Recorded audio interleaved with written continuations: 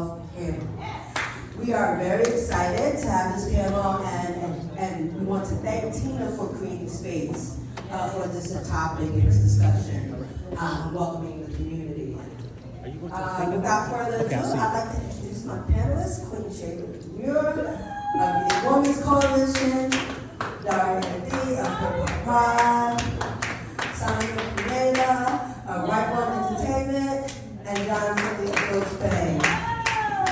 Now, I'd like to begin our panel first by each one of our panelists. Tell us a little bit about yourself, Queen Chela. Hello, everyone. I am Queen Chela, and let's see, what can I tell? I'm a Pisces. And, you know, first of all, I like to bring my transcestors into the room, okay? Because be sitting here right now with who I am one of their wildest dreams come true. So I'm a Pisces, I'm Black and part Filipino, and I've been an advocate for the Black, trans, and Black LGBT community in Los Angeles for over 25 years. I am the founder and creator of Unique Women's Coalition, and through this effort, we are the founders of the first trans pride in the world, which was established back in 2000. But other than that, I'm just a fun-loving person who loves crab, lobster, and oh, sorry, I love having a good time, but most importantly, my ministry in life is to lift, and I've made a career of lifting people and communities. Thank you for having me. Next, Daria Dee, founder of the Black Pride. Hello, everyone. Can you hear me? Yes. I'm Daria Dee. As Cordelia said, I'm the co-founder of WeHo Pride. I am a director, choreographer. I'm a founder, of course, and a nightlife archivist. I'm an activist in New York City, and I'm excited to be here with you all. You know, as Queen Chela has said, this is not common. And we hope to continue to make history and change the lives and the minds of people within the hip-hop community, because we exist and we're here and we're capable of creating and displaying our arts so we can all exist in a hip-hop community. So yeah, it's me. Next, we have Sonya Pruneda of Rite Entertainment. Well, hello, everybody. I am Sonya, and I am Capricorn. I had to. She started it. Anyway, thank you for having me, Tina, and thank you for this beautiful. This whole thing is just fabulous. I'm so proud of you, my sister, my queen sister here. Where does it begin? Okay, I've been in the music industry for 25 years. Started in retail. Got my first gig as A&R at Warner Brothers, and I've just been on this whole journey of entertainment, not just music. I also do film, television productions. I'm an entrepreneur, so I'm into a lot of different things. So I believe as a Black woman, I believe in having multiple streams of income, and I have to say that because it's important that we know that this is how we have to do, especially after what happened with the pandemic. You see how many people lost jobs and businesses are still closing. So being entrepreneurial is like very, very important to me. I could go on, but that's just it. Basically, in a nutshell, I'm just happy to be here, and I'm going to pass this to Jon. Thank you. I'm Jon Tilli. I am what's affectionately referred to as head gay at Deutsche Bank, or more formally the global chair of Pride, our LGBTQ employee resource group. Excited to be here tonight. Thank you, Cordelia and Daria, for getting me involved. I would say I'm an ally or new to the hip hop community. It was last year that Cordelia approached me to say, hey, this is the 50th anniversary of hip hop in New York City. Let's look at the intersectionality between the LGBTQ community and the hip hop community. And I say I've been learning a lot over the last year, especially as reading some of the questions Cordelia was proposed for this. I do a little bit of learning. I think it's really inspiring as a privileged white gay investment banker living in the gayest city in the world. We get to use spaces like these, but in New York City, to advocate for our community. And so we were the first company to host an open conversation on trans all the way back before Laverne Cox was even famous, before all this stuff. And then they came to us, the mayor of New York City came to us and said, hey, why don't we do something specific to trans women of color and economic empowerment and accessing financial services companies. And so we're the first company to have Laverne Cox and Whoopi Goldberg and everyone join. So we have a history of doing this kind of stuff. Thrilled to be here today, so thank you for having me, Tina. Thank you all for attending. We know that hip hop historically has not been welcoming to the LGBTQAI plus community. Despite having deep roots within the community, there were several DJs that helped make hip hop popular. But that has also changed within recent years with artists that are coming out and so forth. Sonya, can you name some of the ways or talk to us about Rite Entertainment and some of the history that you've seen in music and as it relates to the queer and hip hop community? Well, I could say in the 20 plus years that I've been in the business, wow. Wow, it's just, you have these artists now that are coming out, and the ones that aren't coming out are singing about it. If you just pay attention to their lyrics, a lot of us get, into the beat, but take a listen. I'm like one. I like lyrics, so I'll listen to some lyrics, and then I'll be like, wait, rewind. What did he just say? What did he just say? Very open, and I think just to keep it short, I think we've come a long, long way in music in general, but definitely in hip hop in regards to the LGBT community, and I think it's helping the community and the people in the community feel a lot more comfortable and not so scared, and they are able to come out and just be who they want to be. Anyone else like that? It's about hip hop community welcoming and how you see it change. Well, I've seen a slight change. Last year we made history by participating in the 50th anniversary of hip hop. It was something that was very important to me, and I want to thank Tina for playing a part of that. Cordelia and I partnered with Jon from Deutsche and the Hip Hop Museum, and we had the first ever LGBT collaboration to be included in Pride.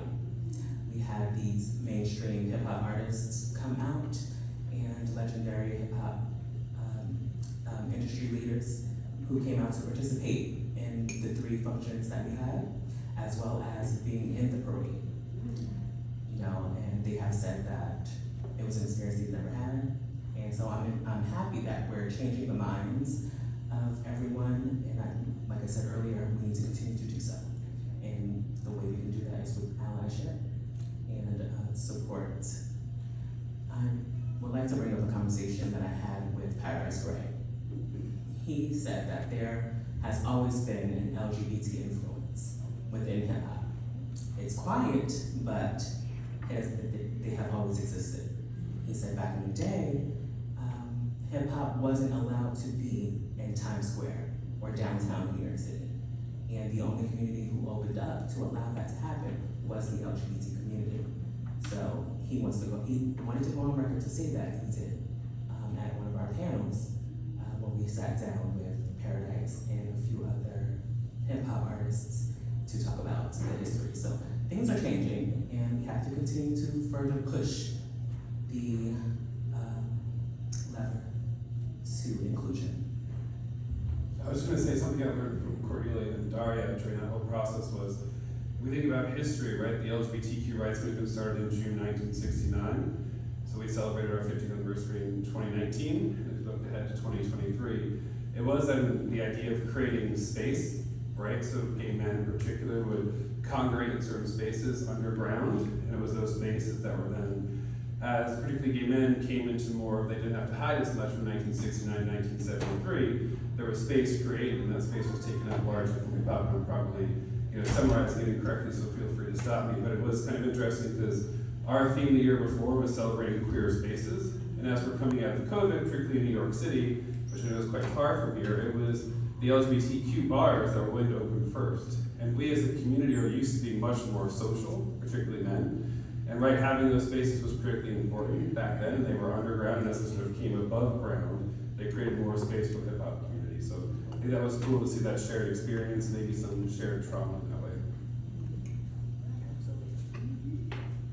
So, we're here also talking about gun violence, and prevention. I have a question. Has anyone on the panel ever been affected by gun violence or known have a loved one that has been affected by gun violence? Well, I can honestly say, I don't, on a personal level, I've never seen or known anybody to be affected by it, but on a personal level, it affects me because I'm an empath. So things like that really, really, really hit hard for me. That's why I can't watch the news too much, because it really hurts. So for me, it's really bad personally. I just recently in the community that I live in, and it's a decent community just up the street, a place, a nice area where I would go and eat. I found out, that kids were shooting up there with Uzis. So in my mind, I'm thinking, how are these kids getting these guns? That's what I want to know. What are these parents doing with these kids? How did those kids get those guns? Kids shooting up. And this is just literally like maybe a week ago. So those are just some of my personal experiences. And now I'm fearful to go back over there because I'm like, well, what's going to happen? I was there not too long ago. I could have been me or my family or whatever. You know what I mean? So that's some of my experiences. I mean, yeah, it's hurtful. And today, this morning, for those of you who missed this morning, it definitely, we all know about things that are going on, but we don't know until you sit down and you hear people's stories. And this morning was so uplifting, and it just really made me realize that, hey, you know what? You're an empath, and you need to start paying more attention to this kind of a thing, and amongst other things. So it definitely has brought me a lot of awareness just this morning alone. So if you guys missed it, I hope you can see a recording of it or something. So I'll just say, I live in New York City, which is a relatively safe place, particularly for gay men in Chelsea, but it reminds me we're approaching the 8th year anniversary of the Pulse nightclub shooting. And that was the first time I think I can remember that, as someone who doesn't experience gun violence as often as other populations do, I remember very vividly it was a Saturday night. I had been in Orlando the night before, or the week before, at the very same location. And I kept getting a 212-250 phone call. So that's my employer calling from the office, and it's not often Sunday or Saturday night, maybe early Sunday morning. You get a call, and it was our internal security saying, "Where are you?" Because on my travel, they noted I was in Orlando. And they were like, "Were you there?" to make sure I was okay.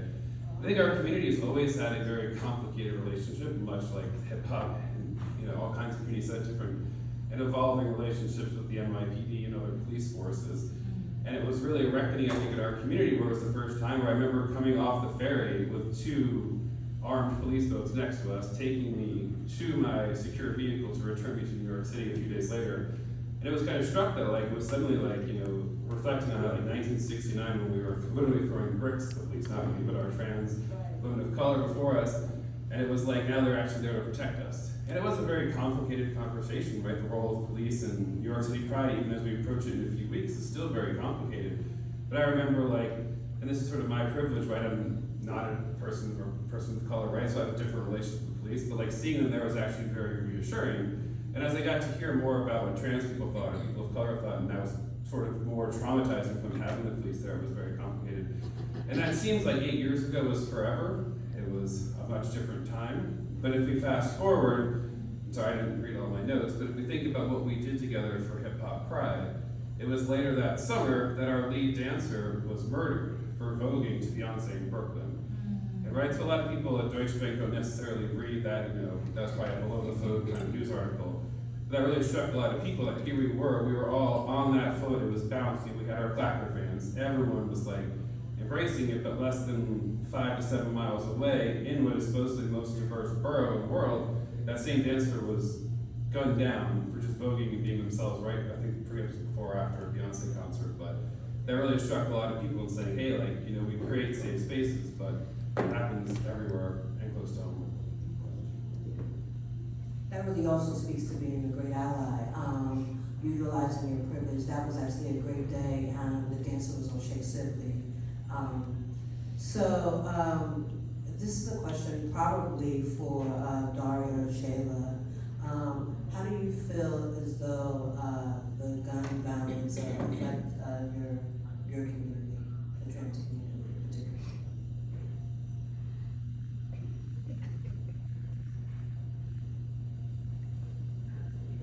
So first and foremost,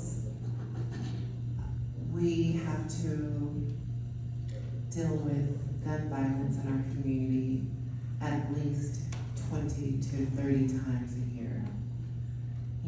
And this is whether this was a direct close sibling or a sibling that lived in another state. So we're always called to action, several times throughout the year. Our siblings are taken away from us way too early because of anti-trans hate.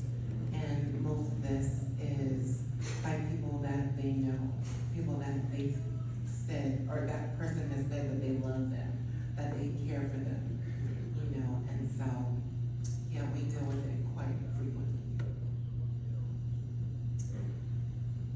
In the trans community, the expected, your life expectancy is 35. Ever since the early 80s and until now, many of the trans femmes and trans people fear for their lives because they do not make it past age 35. So hopefully, that changes these days. This year alone, 25 trans people were murdered due to gun violence. And ever since 2019 until now, about 300 people were murdered due to gun violence.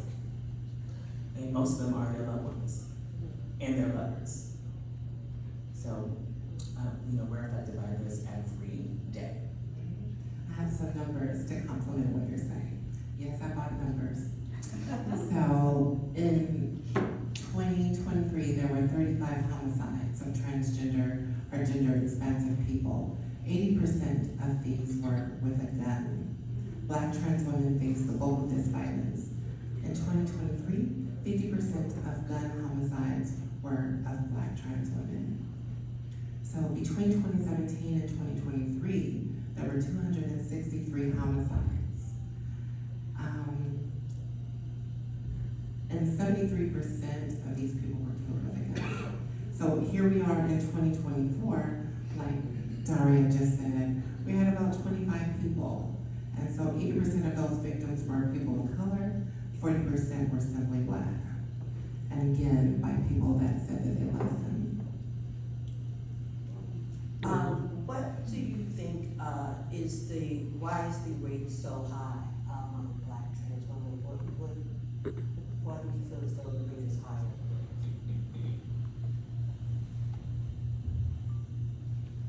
I feel as though the rate is higher because of what we're taught in our homes, quite honestly. We're, as Black folks, many of us are religious. We were taught to be so. And it's not common that you'll have someone be brave enough to live in their truth.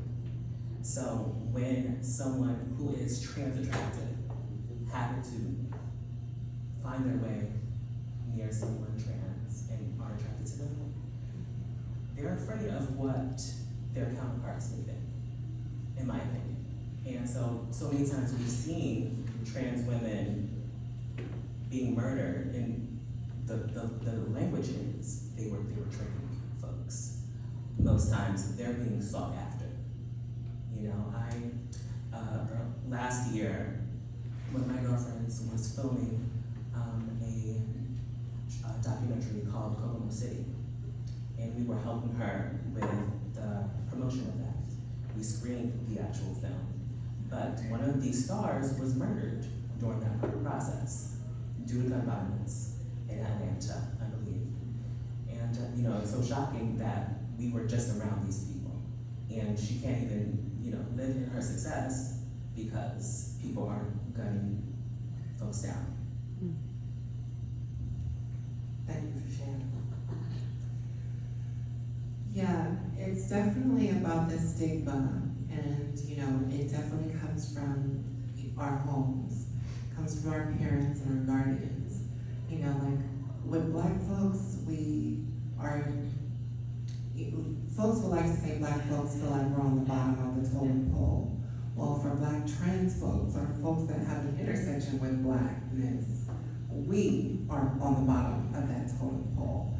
And so with that, our Black family, our Black culture also becomes the oppressor in those situations.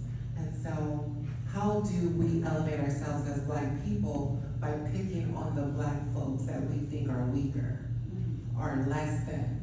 Then we have folks that get on the pulpit, we get the first ladies in the church house that tell you that wandering away from anything toxic and masculine is wrong. And you are not embraced, you are not accepted. If you play around with anything that might have a little sugar in their tank, or that might have wear little tight jeans, then we will shame you. And the last thing you want to do in Black family is shame the family, right? So that stigma carries on to their junior life, to their adult life, and they start sneaking around. What do you do to a kid that is strict and has no ability to have freedom? They go out and do that outside of the house and hide it. And so loving folks who are trans becomes a part of that hidden love, that lust that has to be a secret. And guess what? The shame that they get from their Black families tells them, if we find that you have been messing with something that's outside of what we consider to be norm, then I am so afraid of all that shame that I'm willing to take this person's life.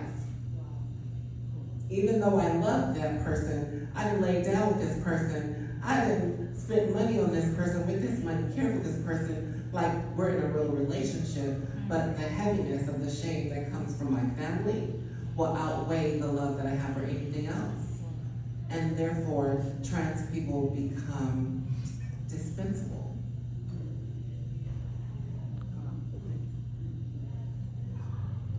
John, thank you for mentioning Pulse nightclub. It was the second deadliest mass shooting in America, where 49 people died and 53 people were injured. And that really brought about the conversation and LGBT people and gun violence to the forefront.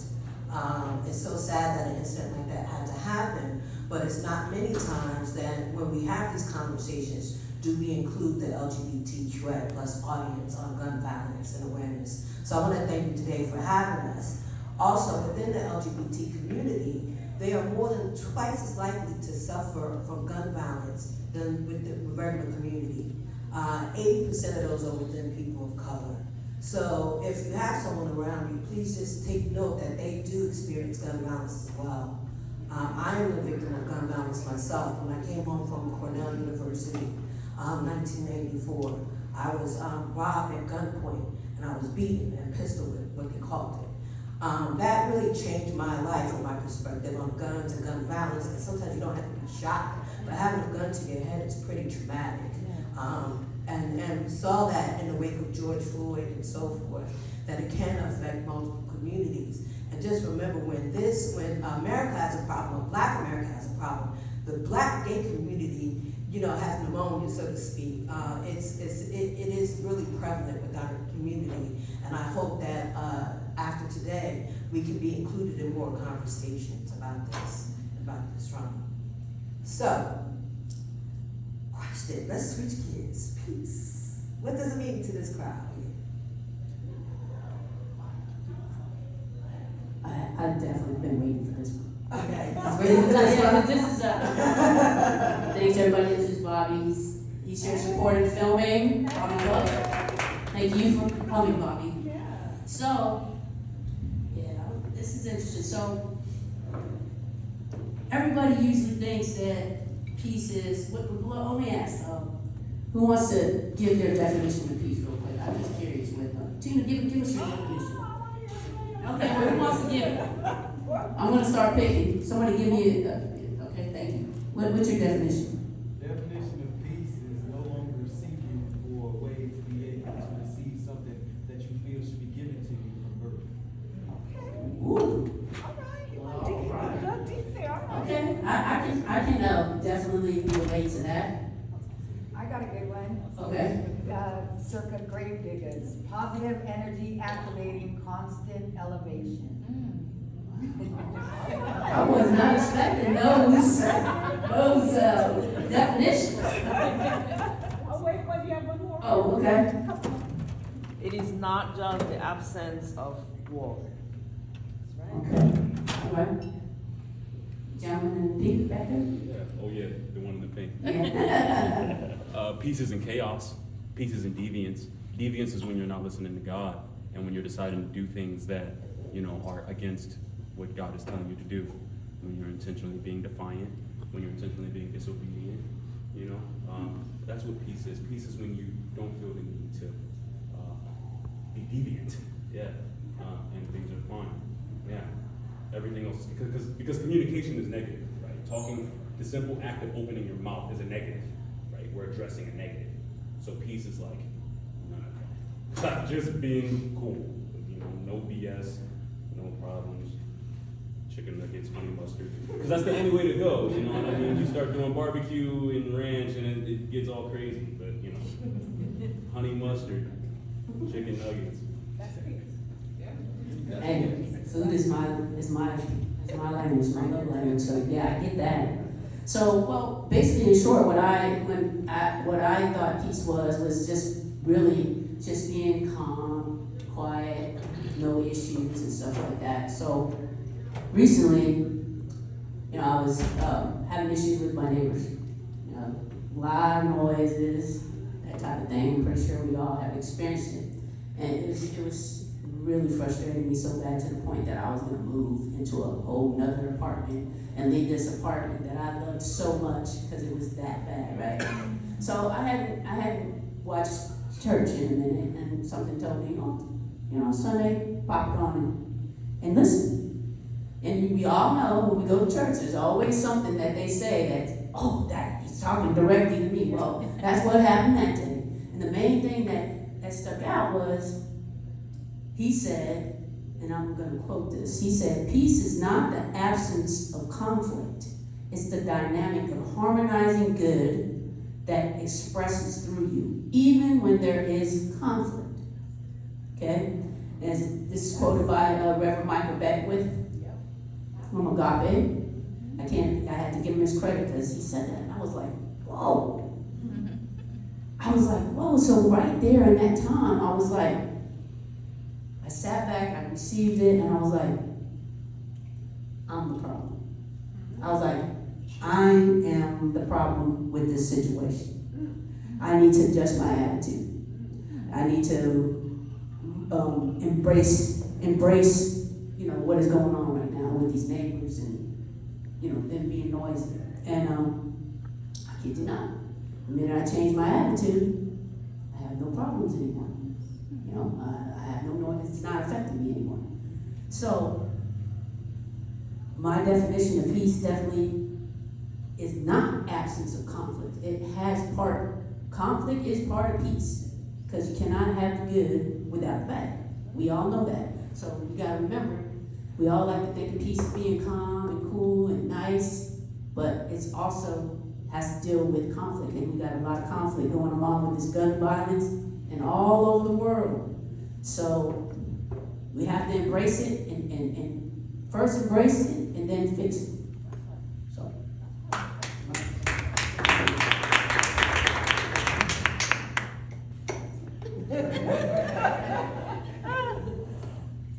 Peace. To me, peace means safety and security. to be able to walk in a room and not have to look over your shoulder. You know, oftentimes, many of us have to do that. We can't just walk in a room and just exist. I had to, with the help of my spiritual advisor, like the gentleman was saying earlier, what you put inside of you is what comes out, you know, and that's the only way it's going to change. The foods that you're eating, the things that you're listening to, it affects you inside. So once I started to change the things that I ate, the things that I consumed in the world, then I was able to walk into the room, in any room, as if I belong, because I do. You know, this world is for all of us. So, peace is safety and security to me.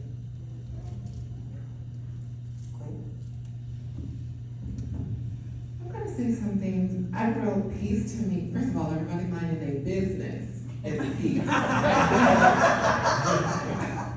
So peace to me is a world where all humans live without fear. Identities are celebrated and not targeted.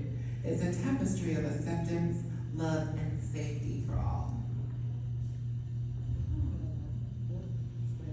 And minding your business. Drink water, mind my business. We're also here for hip hop. What is your favorite hip hop song, Chela? Yes, queen. Thank you. Thank you. I have been waiting for this one. It is Ladies First by Queen Latifah featuring Moe Love. But this was a really hard question because I have to separate my favorite songs in eras. But right now I'm just going to say Ladies First. My favorite hip hop song would have to be the one and only Cordelia. Her song, Not Tonight. I loved seeing those women get together to create a party anthem. And growing up, it sat with me. And to this day, I sing it. It gets my energy up when I'm down. And when I go partying, I turn it on as if it just came out today. Well, this was a really hard one for me too, but I just had to take it back to who's my favorite rap artist, which is Rakim. Okay. So, Alright. with that said, my favorite record is Eric B. and Rakim's I Ain't No Joke.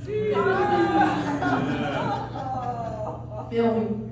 That, I don't know if you guys ever heard it. If you have, just go get it on Apple or wherever. Just listen to what he's saying, and that has always sat with me.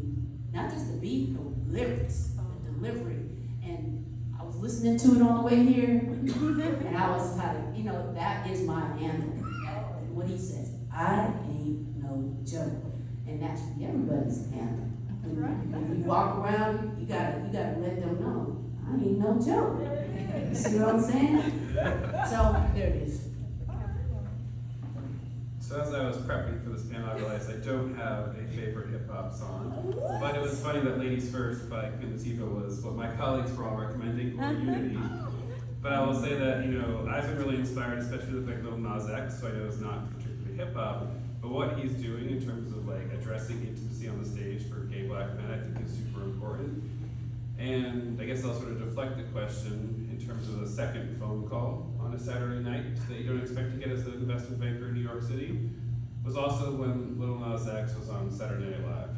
Oh. And this was after COVID was going away, luckily, and it was called, Bowen Yang wrote the song called It's Pride Again. And so it was sort of making fun of you shake hands, you wear a mask, can you hug, what can happen? It was Anna Del-Joyce from Queen's Gambit, Lil Nas X was the musical guest. And surprise, surprise, at the end, as they were going to celebrate Pride, they ended up on the Deutsche Bank float. And, you know, not that I don't watch Saturday Night Live, but I do experience that television show on a Monday morning on YouTube, I would say. And my phone is blowing up because they're like, did you pay for this? How did you get Lil Nas X onto the Deutsche Bank float? And I was like, we're gonna do some research. And working for a German investment bank, you wouldn't expect a response. But everyone was like, this is literally the coolest thing ever. And if Saturday Night Live is satiring you, it hurts at first, and then we have to explain to our German communications teams that like this is actually a really good thing. It means you're doing something right. And it was super cool, and so our communication response, was going back to what we talked about earlier in terms of creating queer spaces, was we're like, okay, what can Deutsche Bank do to respond to this? So we invited our 800 of our closest friends, right, as COVID restrictions were coming up, to the Q, which is the first ever dedicated queer space in New York City.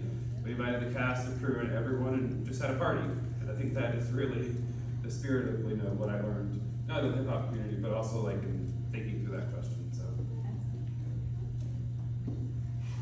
Thank you. Love Little Nas X, Saucy Santana, so forth. What's your favorite, Cordelia? Oh, well, my favorite artist is MC Light. When you say you love me, it doesn't matter. It goes into my head just like chit chatter. You ain't think it's egotistical or just very free. But what you say, I take none of it seriously. And even if I did, I wouldn't tell you. So I let you continue to read me, and then you know. Because I hate when one pretends to analyze. In fact, I despise those who even try to look into my eyes and see what I'm thinking. That is over, and God is sinking. Love it. I used to love her video when she was on the subway train, and just how bold MC Light was, and how she really brought the bars and the lyrics into the streets of New York. So thank you for asking for that. Yes, love MC Light. You got any MC Light fans in here? Yep. Yeah. Okay, all right, beautiful, beautiful. Can you share some examples of how music has been a therapeutic tool to help you cope with any kind of trauma or violence that you have experienced?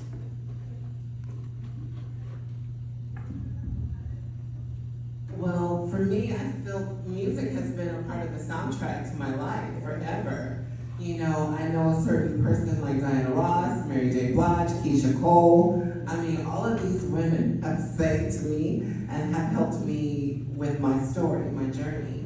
So I think like music has always been a therapy, part of therapy, whether we're riding in our cars, whether we're at home hanging out with friends, having a drink, rolling up.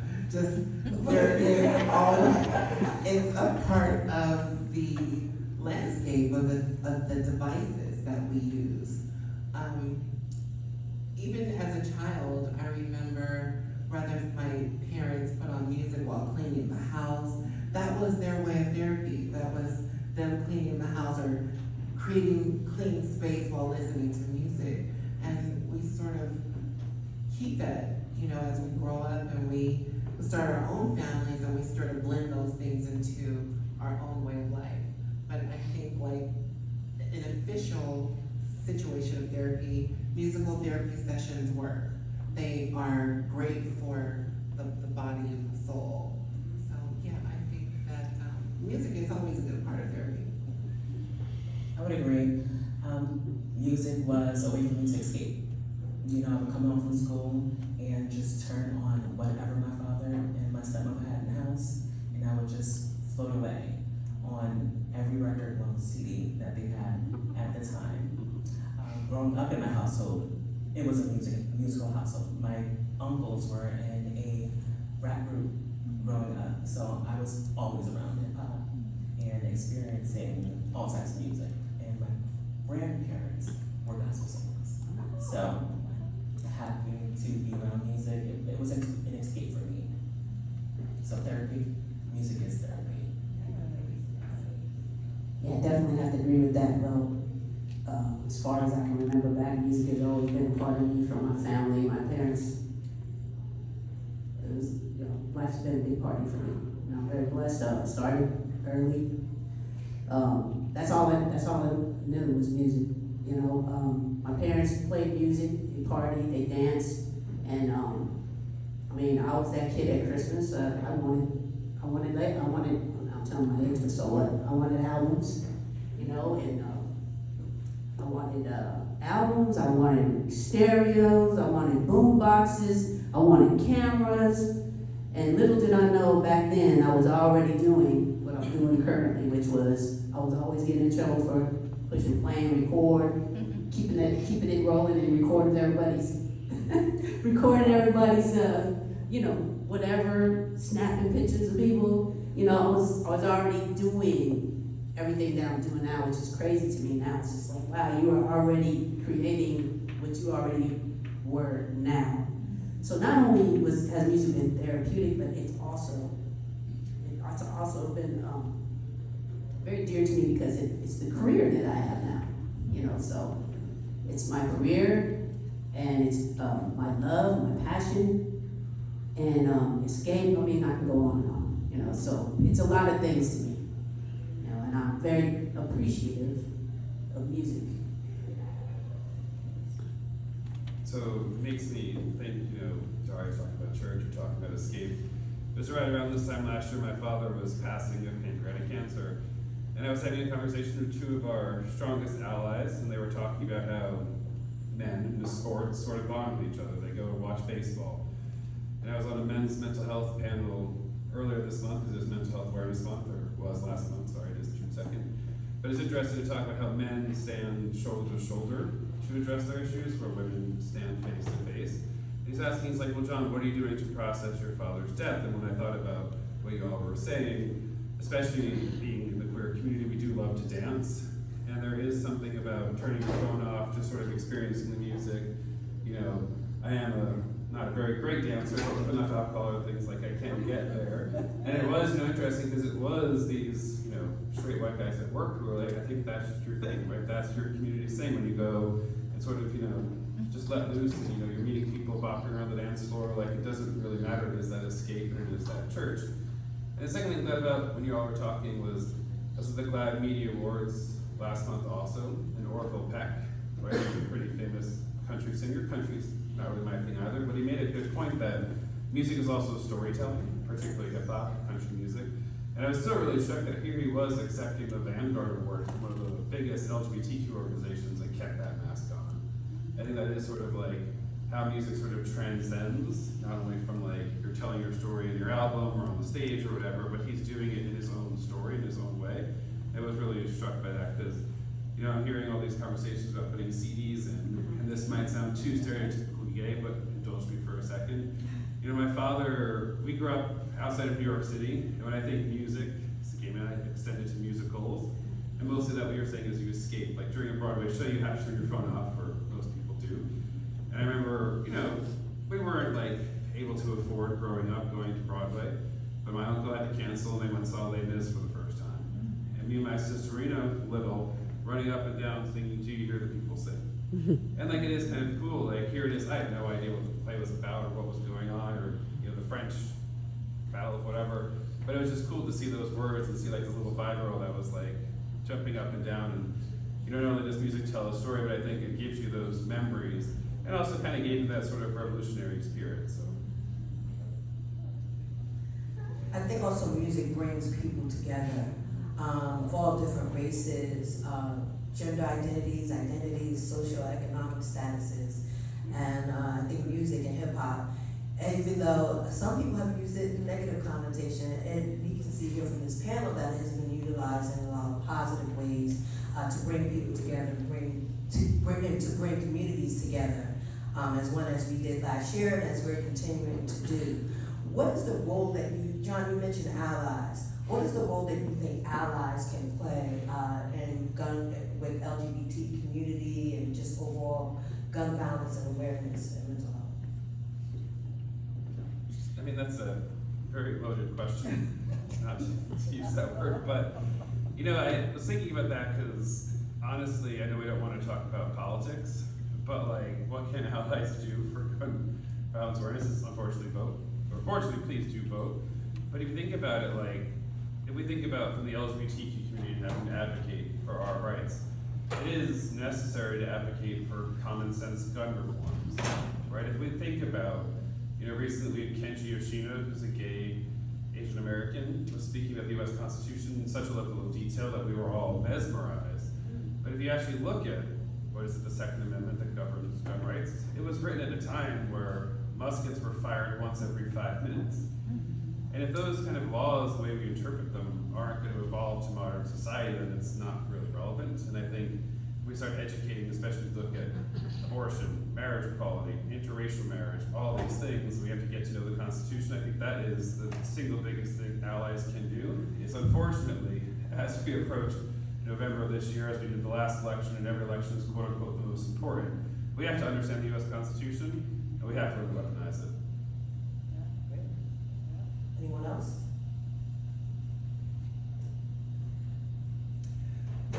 For allies, I space and their resource and access. Just recently, my center became the first trans facility to become a voting place, and we partnered and in November, but we partnered with HRC. Now, HRC, the Human Rights Campaign, doesn't really have a great relationship with, well, at least the West Coast trans folks, okay? And so part of this deal, this partnership, was for them to lend some of their access to us. It was not enough for you to just come to the table and say, yeah, we support you. Well, you can say that from a distance, but we need a tangible partnership. And so they usually have these dinners, these fundraising dinners throughout the year. And so their last one here that was in Los Angeles a few months ago, they actually invited myself and my partner to come and speak and address, the audience. And so we were able to use that space to elevate our message. And so it's things like that that allies can do to help us gain leverage, to help us gain momentum, and to elevate the message. Collaboration is key. Absolutely. Collaboration, listen to queer artists. You can learn a lot, get a lot of perspective, and gain a lot of insight by listening to people that are not like you. Please support our LGBTQAI plus artists, our trans artists. There's a lot of great independent music out there, outside of Little Nas X and Saucy Santana. Can we just name a few? Never Ending Nina, Miss Mojo, Ashley Breathe, Cakes the Killer, Lady London. We got a battle on. no more. Let's see. Shia Diamond. Oh, she's I was just talking to Never Ending Nina. She was hosting WeHo Pride. Absolutely, she's one of our ambassadors.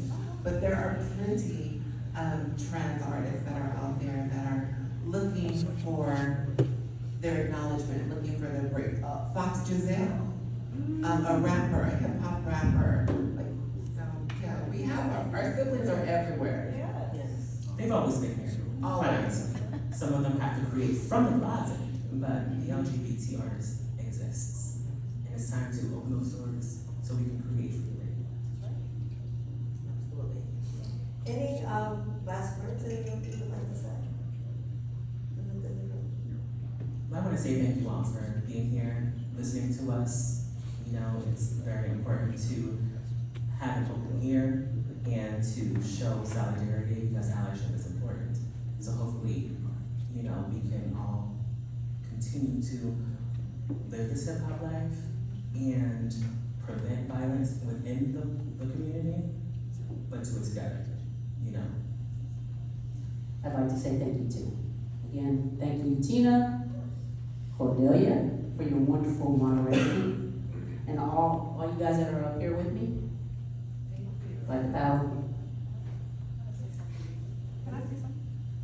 I just wanted to just stand up and just say, on behalf of hip hop culture and the hip hop genre, we apologize for not giving right in the community. We do.